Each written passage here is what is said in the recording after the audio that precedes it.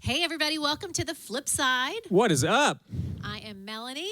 I'm Ryan. It's the Rye Guy. The Rye Guy is here. Yeah. You've got a big event coming up.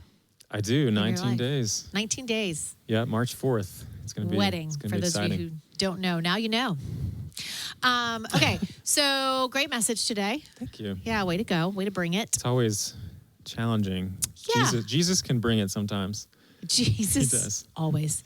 But when we talk about finances, it can get It's tough. dicey. It can get hard. Tough. It can get tough for a lot of people. Especially in church. Right. Yeah. Which I get and I don't get, but I get. Yeah, I get it. I get it. We've got lots of great questions for those online. Thank you So for many joining us questions. online. Love looking at your comments, love looking at your questions, and what a great opportunity for us to sit and answer some of them. You ready? Not really, but let's do it. Okay, here we go. Question number 1. I feel that we are to give our 10% tithe to the church, and then extra giving can be to our church or to other ministries that we love. My spouse does not agree. Ooh, that's a challenging. Anyway, That's tough. I know nothing about spouses not agreeing at all. Just kidding. They sometimes split the 10% between our church and other ministries. How do I handle that? I was actually just sharing with you, Mel, Yeah. that she actually put me onto this podcast, the Lance Hahn podcast, Yeah, right? Or Lance something Hahn, like that. But he has I just listened to a podcast yesterday because I was preaching on it, on tithes and offerings. And his kind of conclusion was the tithe is 10% going to your local church, and then everything else that supports other ministries or organizations or people would be above and beyond that. And so there are definitely lots of people who would agree with that approach. Okay. But it does sound like your spouse does not, Yeah. which is kind of an important person in your life. Huge. Yeah, so important. And so Yeah. I think my advice, and I'd love Mel's input too, as someone who is married, we can get really set on our own specific, this is how it has to be. This is how it works. It has to be 10%. It has to be the local church. And I love that heart. But particularly in your relationship, I wonder if you just might need to be okay, it's not about the 10%. It's about, I really do feel like prioritizing the local church is something we're supposed to do with our giving. And maybe it doesn't have to be 10%. Maybe it can be 8%. Maybe you can work out with your spouse how we do both of those things. And because ultimately God cares about you. He cares about your marriage. He cares about your relationship more than you sticking to an exact decimal point. Yeah, that's good. Yeah, absolutely. I mean, when you're talking in this context of being married, I mean, you are married now and you have to make decisions together. And so, in my experience, it doesn't really work that great when you come to the table with it has to be this way, right? So there's got to be room for communication, coming to the middle, maybe expressing your side, hearing the other side, listening to, and how can we get closer to the middle and decide together? I think we don't say it enough, but prayer is super important during that time. I know maybe we don't do enough of that, but in those times of disagreement, coming together and praying about it. I think we've been doing this as a church, praying this prayer of indifference. Sometimes when we don't know, we don't have the answer. Maybe that would be really good between a married couple too. Yeah. What would God? Yeah. Would God maybe give you guys a common path forward if you waited on Him and listened for it? And it's okay to wait a day, a week, to wait till you're there together. That's good. That's great. Okay. Question number 2. Number 2. All right. What's the line between saving for the future and not being generous? Well, just a little plug for saving for the future. I think there's a lot of people who probably are not saving for the future. I have some friends who are financial planners, and they oftentimes sit down with people who have not thought about the future or retirement. And actually, our heart for you as a church is we want you to be financially healthy. We want you to have wisdom in your finances, which also does include being set up for the future, saving for retirement, those sorts of things. We were talking about this. Growing up, got a lot of advice on this pretty early on. I knew what a Roth IRA was when I was in middle school. Wow. I learned about compound interest, start as soon as possible because it helps you out in the long run.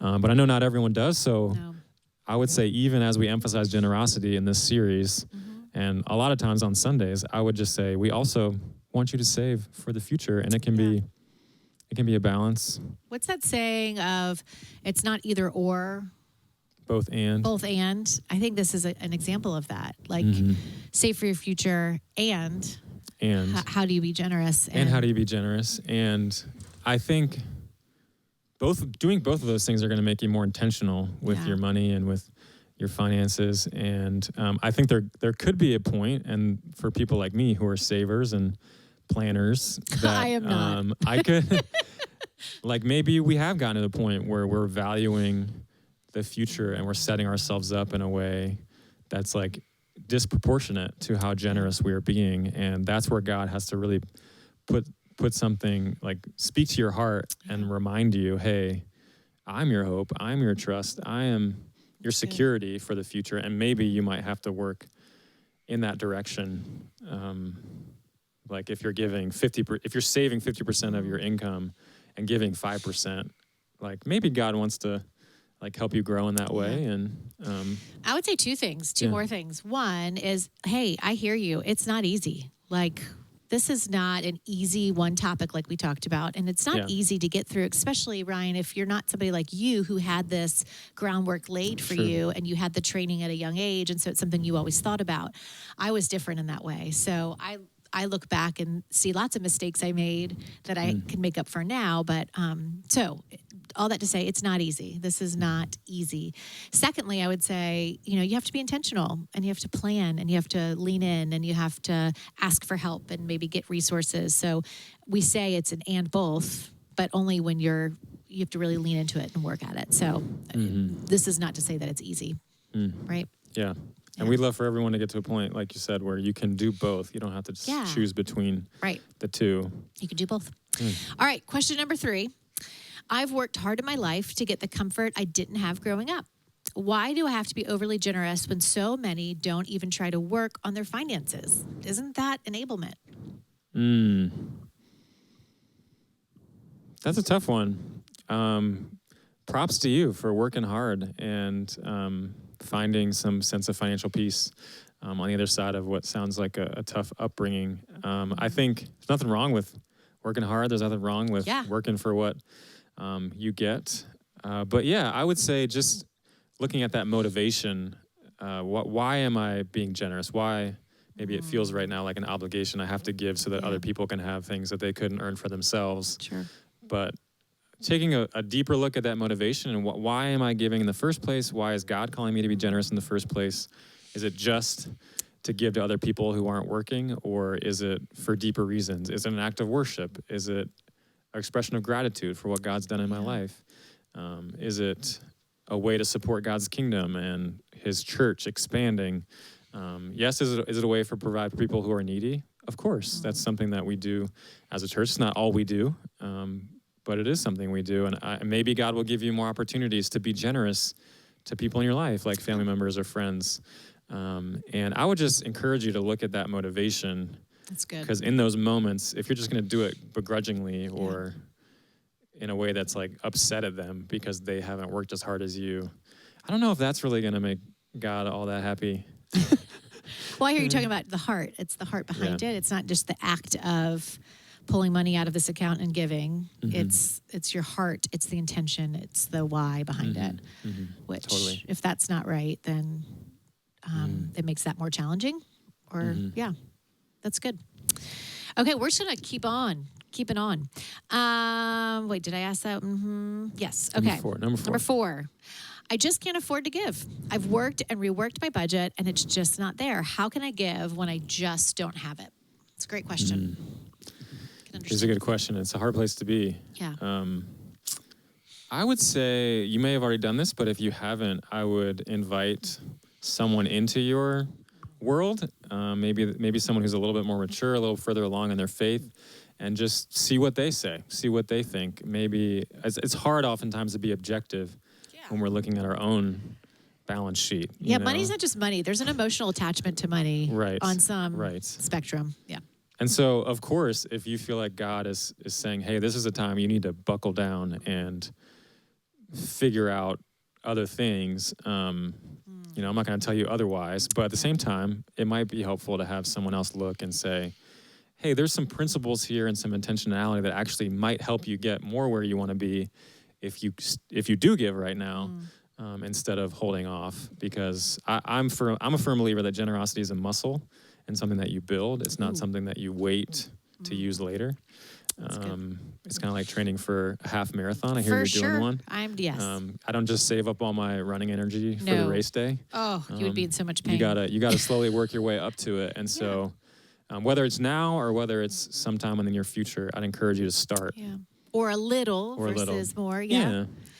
There's lots of resources out there. One, listening to this sermon series is a great step.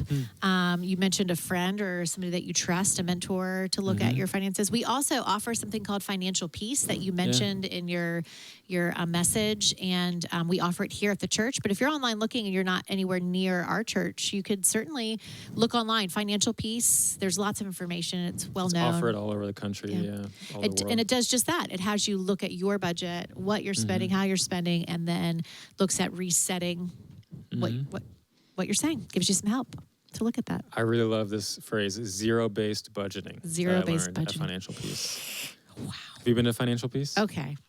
So I purchased the Financial Peace, and then I actually didn't do the class. Okay. That's kind of awesome. Yeah. I don't know why, but my heart was there. I wanted to. I didn't. Okay. But I hear it's great. I hear lots of It is great. I've done it, and it's super helpful. I think it was just like a season of life where I couldn't commit to the evenings or something. Understood. Yeah. All right, number 5, isn't being rich toward God more than being generous? With Lent approaching, I think about sacrifice as part of the equation. Expect you have other thoughts as well. Sorry. Yes. Expect you have other yes. thoughts. So this is a question I think about. Hey, this is not just about money. Being rich toward God is laying down my life, my body, my sacrificing other things for Him. And actually, I was thinking about this because in the passage we looked at today, Luke 12, it's Jesus says, "Be on your guard against all kinds of greed." And I was thinking, oh man, there's other kinds, like me rushing to get shotgun in the car and get it first. Me like getting the last thing in the casserole dish, like me getting eating more. Donut. There's all sorts last of kinds. There's also ways that we can be greedy, and there's also ways that we can sacrifice. And so I was actually going to have a whole paragraph on that, which is the point you're bringing up. But then I realized that Jesus goes on from there and just talks about money the whole time. Or resources, or that kind of center of your financial life and how it relates to God. And so I think that is the pivotal thing. And then those other things are kind of offshoots of how we worship God in other ways. But money is key and central in the middle of it all. That's good. All right. Were you going to say something? No. All that, you're okay. So good. Okay. All right. Number 6, I am going through a divorce and my financial outlook has a lot of uncertainty at this point. That can't be easy. I am so sorry, and that's got to be tough. It's a tough season for sure. I hear it's pretty expensive too. I've also been under a lot of conviction to start giving now and not in the future when things settle down. This invites additional scrutiny through the process. Should I wait or begin now? It's a great question. Thank you for asking that. Yeah. It's real life. And that's kind of, it's interesting how you've been feeling more conviction to give right now in the midst of that. I would just search that part that you're feeling. And is that are you feeling guilty? Are you feeling forced into making this decision? Or really, is God leading you to say, hey, in this really tough time, trust me. Hey, in this really tough time, let's do some things a little differently moving forward. And if that's the case, I'd say start now. If He's leading you, if it's just out of guilt or obligation, I might wait. Yeah. I might wait, but it sounds like something God would do. It's in the middle of a really tough season. Yeah. Through the healing process, putting down new patterns, bearing fruit when we least expect it, especially in that time we don't expect great things to happen. But maybe, totally. Maybe that is something he's taking you one step further in your relationship with Him. But man, pray through that for sure. I know that sounds but it's so good. It's so true. I'm realizing sometimes the Yeah, like even today, the waiting. money can't satisfy you, but only God can. It's Yeah. like, it's true, Yeah. but it's Even if you wait a day, like nobody has to make a rash decision right. like so quickly that we can't take a pause, a moment, pray, wait, give yourself some time to think, revisit it. He does amazing things in that period of wait, which I don't like. I don't like to wait. Let me just Melanie be actually clear. just a few months ago was trying to make a really big decision when it comes to staffing, and she decided there's all this pressure to decide today, but I'm going to wait a week. Yeah. And that was hard. That was hard. I wanted to make a decision. It was hard. You thought you knew. You thought you knew like the pros and cons, and oftentimes I think I know everything. Who can relate with me? All right. Last, this is a very important question. Brian, are you ready for it? I'm ready. Who do you have winning the Super Bowl? The Rams or the Bengals? Well, what I think is going to happen is different than what I want to happen. But I think the Rams are going to win. I think they're the better team over the course of the season. I think they have all the weapons. The weapons. Yes, they've actually, like, the way that they've recruited their players and structured their contracts, they've done it to, like, win now. The Bengals were never supposed to be here. Okay. So they're kind of like the underdog story. I'm excited to see if they can pull out another upset. But I do think the Rams will win, but I will be rooting for Joe Burrow and the Cincinnati Bengals. I'm rooting for great commercials and a really old school like halftime show, like 7 of my like old time artists, which I'm super pumped about. I hope it's appropriate. I didn't even know the Super Bowl was on until like a week ago when I didn't get invited to a party. So now I'm making my own party with. Are we going to be at the same party? No. No. Oh, I'm going to my mom's. Oh. It's going to be good, chilly. Have fun. Hey, everyone out there that posted a question, that is watching, that's listening, thank you so much for asking those questions, for leaning in and for being vulnerable and putting that out there, because you never know. All of this, all of your questions, your responses, our reflection can really help somebody.